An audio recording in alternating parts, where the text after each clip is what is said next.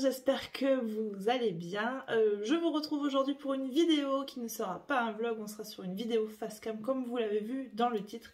Je vais vous présenter ma pile à lire pour le Mars au féminin, organisée tous les ans par ma copine Florence du compte Florence Books, et donc je vais tout simplement vous parler de lecture, de littérature écrite par des femmes, par des autrices. Et quoi de mieux qu'aujourd'hui, ce mardi 8 mars, pour sortir cette vidéo. On y va, c'est parti. Donc dans le challenge de Flo, il y a plusieurs sous-catégories, j'ai envie de dire plusieurs axes, on va dire, de lecture. Et la première chose que nous propose Flo dans son challenge, c'est de lire un classique. Et pour cette année, j'ai décidé de lire Northanger Abbey de Jane Austen, qui est donc, ma version est une version collector de chez Hauteville. On est sur un livre relié avec quelques illustrations qui sont très très jolies. Voilà, c'est un des rares Jane Austen que je n'ai pas encore lu. Je me suis sortie sur internet le résumé. Catherine Roland est une jeune fille rêveuse et naïve qui grandit dans un petit village auprès de parents paisibles et entourée de ses frères et sœurs, et qui n'aurait jamais dû être une héroïne, dixit Jane Austen. Heureusement, Mr. et Mrs. Allen, voisins et amis, décident de la sortir de son existence routinière en lui proposant de les accompagner lors d'un séjour à Bath. Là-bas, elle fera la connaissance d'un tout nouveau monde et de personnages aussi différents qu'intéressants, les Thorpe et les Tilney. Elle pourra alors laisser libre cours à sa folle imagination, bien que finalement les uns se révèlent bien plus normaux qu'elle ne le pensait, quand les autres se révéleront plus perfides. Voilà, c'est un des rares romans de Jane Austen que je n'ai pas encore lu, Northanger Abbey. Je sais que c'est un livre qui a été édité à titre posthume, qui s'appelait Suzanne, il me semble, à la base. Et voilà, je suis très contente de enfin le lire, et je suis surtout très contente d'avoir cette version là de chez Hauteville. Je vais en prendre soin parce que parfois les dorures. La deuxième catégorie du challenge de Flo, c'est de lire un essai, et pour cette année, j'ai décidé de lire un essai qui, en plus d'être un essai écrit par une femme, est donc un essai féministe. Et j'ai donc décidé de lire Sur la bouche de Rebecca Benamou, qui est sorti aux éditions Premier Parallèle. Ce livre-là, je vous en ai parlé dans un de mes précédents vlogs, puisqu'en fait c'est un livre que je reçois dans le cadre d'une masse critique Babelio, et comme on peut le voir, je l'ai déjà lu, et j'ai mis pas mal de petits post-it. J'ai pas encore rédigé ma chronique, c'est pour ça qu'il y a encore tous les post-it sur des passages que j'avais trouvé particulièrement intéressants, que j'ai trouvé particulièrement intelligents, sur des passages que j'ai trouvé énervants, captivants. Enfin voilà, il y a eu plein de choses dans ce livre-là qui m'ont soit énervée, soit surpris. Voilà, j'apprends beaucoup de choses en lisant ce roman, et cet essai, et je vous le conseille vivement. Je vous lis très rapidement le derrière. Tout part d'un simple geste, celui de farder sa bouche, un geste anodin associé par excellence à la féminité, dans lequel se joue pourtant nombre d'invisibles dialectiques, symboles d'émancipation des femmes ou de leur soumission, emblèmes de patriotisme ou de trahison, de conformisme ou de rébellion, de plaisir ou d'aliénation. Il est un langage muet, mi-parure, mi-porte-voix, qui raconte autant l'intime que le collectif. Et voilà, pour l'avoir lu, je peux vous dire que c'est un livre qui parle de rouge à lèvres, qui parle de la place de la femme dans la société, de la femme qui se maquille, de la femme qui ne se maquille pas, de la femme politique qui décide de porter un rouge à lèvres et celle qui décide de ne pas en porter, de la femme qui doit être belle au début pour être entendue, et que finalement on évolue sur une société où une femme peut-être un peu moins belle, un peu moins maquillée, peut également s'exprimer. On parle de femmes qui... on parle du rouge à lèvres qui va servir la femme, et on va parler du rouge à lèvres qui va la desservir. Et j'ai trouvé cet ouvrage extrêmement bien construit, vraiment intelligent, et je vous dis, j'apprends tout un tas de choses. Je vais vous lire un tout petit passage. Si le rouge à lèvres est un outil de discours, une technologie narrative d'un tout autre ordre, il n'en reste pas moins un petit paradoxe de poche. C'est sa capacité à porter simultanément plusieurs récits, plusieurs significations qui le rend si caméléon. De droite, de gauche, féministe à ses heures, patriote à d'autres, publicité tantôt par la rue, tantôt par les élites, il est aussi conformiste qu'anti-système, bon élève que rebelle. Il est de tous les combats, mais il n'est pas le combat, il ne fait que l'accompagner. Le rouge à lèvres a ses raisons que la raison ignore. Voilà, je l'ai trouvé super bien, super chouette, un super livre féministe, vraiment, le vrai livre féministe. On parle souvent des livres féministes, des romans où on va avoir une femme qui a un rôle de féministe. Alors ça peut être un roman qui se passe il y a plusieurs années ou un roman d'aujourd'hui. Voilà, on va vite attacher l'étiquette féministe, je trouve, à certains romans, mais là voilà, on est sur un vrai essai féministe. J'ai vu passer un autre livre qui est également un essai, il me semble, qui s'appelle Vénère, et je le vois passer. En fait, j'avais candidaté pour celui-ci et Vénère sur la masse critique Babelio. Et pareil, ce livre-là m'a l'air extrêmement intéressant. Je crois que c'est Louise du compte Livresse, non c'est pas je crois, c'est sûr, qu'il a reçu Livresse de lire des livres. Voilà, c'est une autre piste que je peux vous donner éventuellement. Ensuite, dans la catégorie roman historique, j'ai décidé de lire Une épreuve non corrigée, Charleston. J'ai décidé de lire L'étoile de la liberté de Oriane Lapouche qui... Voilà, un chat. Je disais donc, pour le roman historique, je vais lire L'étoile de la liberté de Oriane Lapouche. C'est une épreuve non corrigée d'un livre qui paraîtra le 10 mai chez Charleston. Et c'est donc le prix du livre romantique de 2022.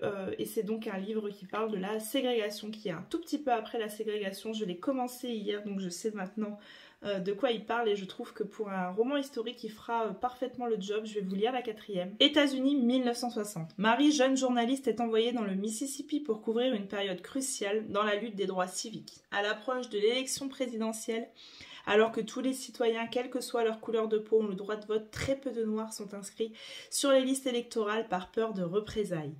Des activistes se sont donc donnés pour mission de les convaincre de l'importance de ce vote. Mais la réalité à laquelle va être confrontée Marie est bien plus dure que ce à quoi elle s'attendait, et elle découvre un Sud encore rongé par la ségrégation et les stigmates de l'esclavage.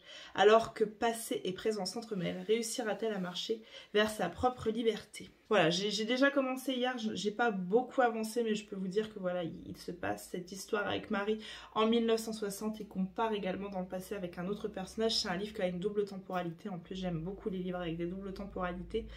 Donc voilà, pour l'instant, écoutez, je l'ai commencé hier et c'est pas mal du tout.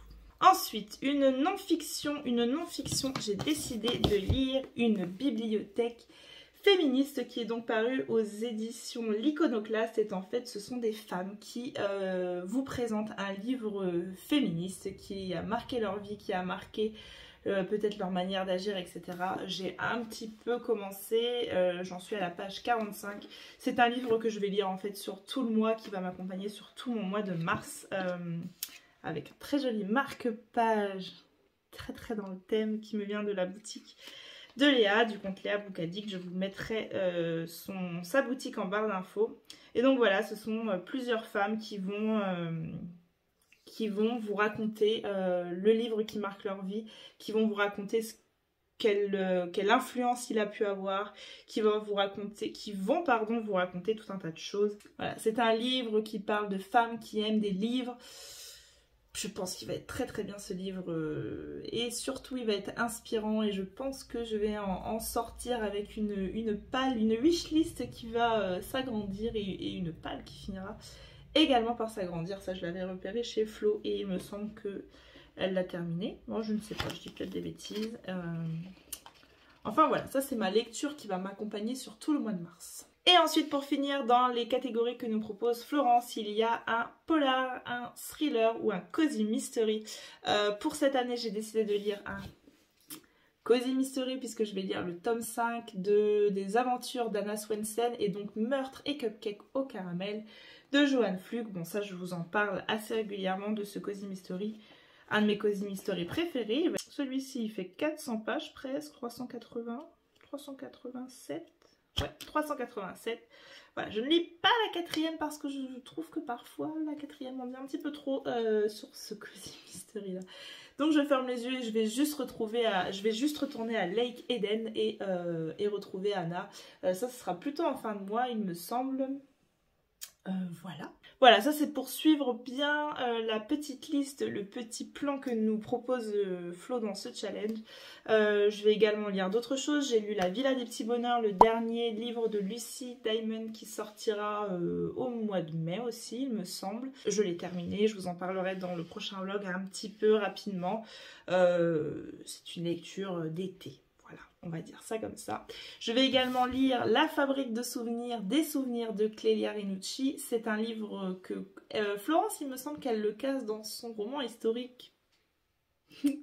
Voilà, je vais le lire avec elle. Dans un monde où les souvenirs se vendent et s'échangent grâce à une application révolutionnaire, Gabriel, amateur de théâtre, revit à plus d'un demi-siècle de distance la première de Phèdre en 1942 à la Comédie Française. Dans la salle, il remarque une spectatrice dont la nuque l'envoûte aussitôt et se lance dans une quête éperdue pour découvrir l'identité de l'inconnu. Oriane Devancière, violoncelliste de renom, va le mener aux sources d'un amour authentique. Voilà, on avait rencontré Clélia Rinucci à Brive, et hyper solaire comme autrice, et elle m'a vraiment donné, en fait je l'avais déjà dans ma palle parce que je l'ai reçue pour la rentrée littéraire d'Alvin Michel et je ne l'ai toujours pas lu, mais vraiment solaire, et elle m'a vraiment donné envie d'acheter ses livres, vraiment, elle est hyper sympathique et hyper gentille, vraiment, j'avais passé un bon moment à rencontrer Clélia Rinucci, et en fait quand on en a parlé avec Flo à Brive, elle me dit « Ah mais si tu l'as dans ta palle, garde-le pour Mars au féminin, je le lis au Mars au féminin ». Donc j'avais dit « Ok, adjugé, je le garde jusqu'au mois de mars, celui-ci ». Donc voilà. Je vais également lire 2 autres épreuves non corrigées, Charleston. Je vais lire 2 autrices que j'aime beaucoup. Alors je suis ravie qu'elles rentrent dans ce challenge de Mars au féminin. Je vais lire Désenchantée, le dernier de Marie Varey. Je ne sais pas quand il sortira. Je vais vous le mettre en bas parce que je vais vous dire une bêtise. Je ne sais pas de quoi ça parle, je ne veux pas savoir de quoi ça parle. Et je vais me lancer complètement à l'aveugle dans ce roman de Marie Varey. Et je vais lire Les secrets de Fleet House. Et ça, c'est un roman qui n'est jamais sorti encore de Lucinda Riley. Et voilà, c'est un roman que je vais lire que j'attends beaucoup. Et j'ai trop hâte. Pareil, j'ai pas lu la 4e parce que j'ai pas non plus envie de savoir quoi que ce soit. Et j'ai complètement envie de me lancer à l'aveugle dans ce roman. Voilà, ça c'était ma pile à lire pour Mars au féminin de cette année. J'espère que cette courte vidéo vous aura plu et j'espère vous avoir donné quelques idées si jamais toutes vos catégories n'étaient pas complétées. Voilà, je suis très curieuse de savoir si vous participez également au challenge. N'hésitez pas à m'en parler un petit peu en commentaire et me dire ce que vous avez choisi dans vos catégories. Comme d'habitude, je vous remercie d'avance si vous prenez le temps de liker, de laisser un petit commentaire, ça me fait toujours très plaisir. Et puis écoutez, moi je vous reprends plus tard. À bientôt, bye.